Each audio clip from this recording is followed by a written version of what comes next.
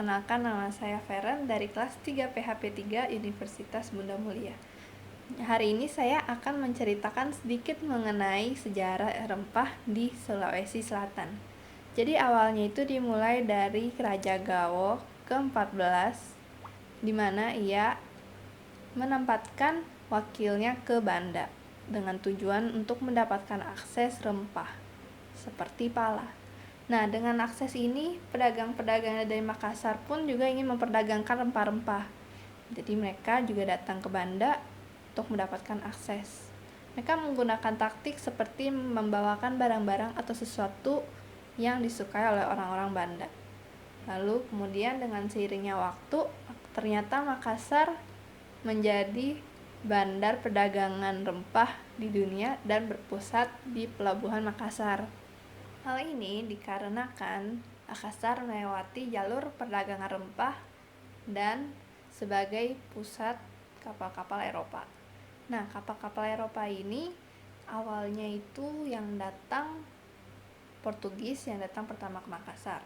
Lalu diikuti dengan Spanyol dan diikuti dengan Belanda. Selain Eropa, bangsa seperti China, India, dan Arab juga ikut dalam perdagangan tersebut. Lalu dengan kelihayannya Makassar dalam memperdagangkan rempah, ia mendapatkan izin dari Spanyol dan Portugis untuk menempatkan perwakilan perdagangannya di Makau dan Manila. Setelah membahas sejarah, saya akan membahas mengenai minuman khas Sulawesi Selatan di Makassar, yaitu saraba. Mungkin kalian juga belum mengetahui saraba itu apa, tapi pasti kalian tahu tentang wedang jahe. Nah, saraba itu merupakan wedang jahe versinya Sulawesi. Jadi perbedaannya itu mereka menggunakan santan di wedang jahenya.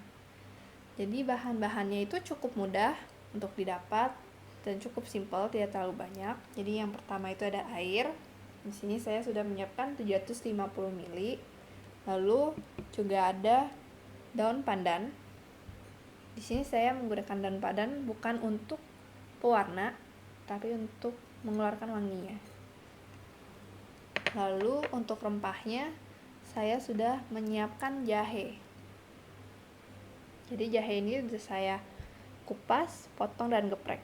Jadi saya geprek itu biar waktu masak dia mengeluarkan sarinya lebih banyak.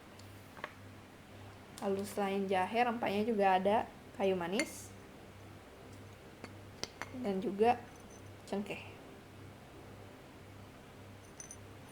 Jadi dua rempah ini termasuk ke karakteristik bumbu yang kering dan utuh, sedangkan untuk si jahe itu dia masuk ke karakteristik bumbu yang segar dan diiris. Lalu saya juga sudah menyiapkan gula merah. Biasanya orang menyebutnya dengan gula Jawa, yang biasa bentuknya itu tabung bulat pipih warna coklat. Jadi gula aren ini juga memberikan warna dan juga memberikan rasa manis ke minuman.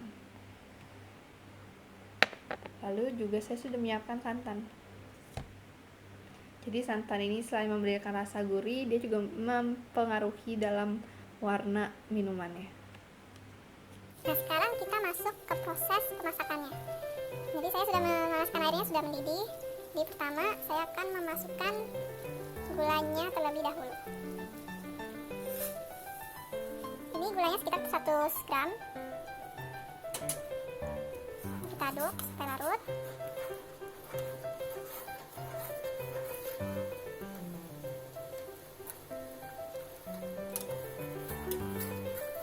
Kita aduk sedikit.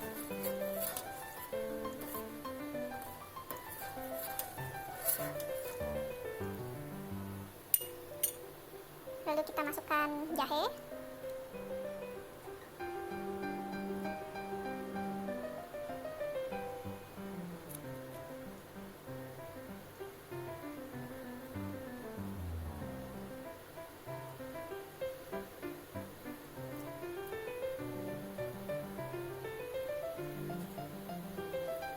Masukkan kayu manis. Kayu manis yang kita pakai itu tidak sebanyak yang tadi saya perlihatkan, tapi dia kayak menggunakan sekitar 3 cm. Masukkan kayu manis.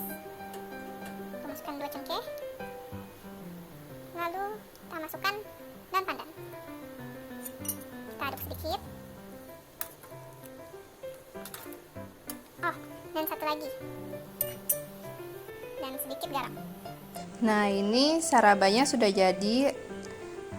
Saya sudah mencobanya, rasanya mirip dengan wedang jahe, hanya saja dia sedikit lebih creamy karena dari santannya ya. Jadi minuman saraba ini menurut saya memiliki rasa yang hangat, pedas, dan manis. Nah, hangat, pedas, dan manisnya itu dari gula merah tentunya rasa manisnya, dan hangat dan pedasnya itu dari rempah-rempah tadi. Nah, minuman ini itu cocok untuk diminum saat cuaca dingin atau di saat COVID seperti ini juga cocok karena dia bisa meningkatkan daya tahan tubuh dan stamina. Selain itu, minuman ini juga dapat untuk meredakan flu dan juga untuk menghangatkan tubuh. Jadi menurut saya kalian bisa coba bikin ini di rumah karena ini gampang banget. Kesan pesan saya dalam kuliner Indonesia yaitu Indonesia memiliki banyak sekali makanan yang belum kita ketahui. Mungkin yang dari kita makan itu baru hanya sebagian kecilnya saja. Dan contohnya saraba ini. Mungkin hanya rakyat di Sulawesi doang yang tahu. Kita dari daerah Jawa, Kalimantan pun juga tidak tahu. Tapi waktu saya minum ini, saya mencoba ini, rasanya juga cocok untuk saya. Jadi tidak terlalu manis, tidak terlalu pekat. Jadi kesimpulan saya, tidak semua makanan masakan Indonesia dan minumannya dan jajanannya itu dibikin dengan cara yang rumit, tapi juga banyak yang gampang. Jadi kita sebagai generasi muda juga boleh mencoba masakan-masakan Indonesia dari yang gampang sampai yang sulit. Karena dari situ, dari kita mencoba aja, kita juga sudah melestarikan secara tidak langsung. Karena saat kita mencoba pasti orang lain juga melihat kita sedang mencoba makanan ini. Tuh. Sekian dari saya. Terima kasih.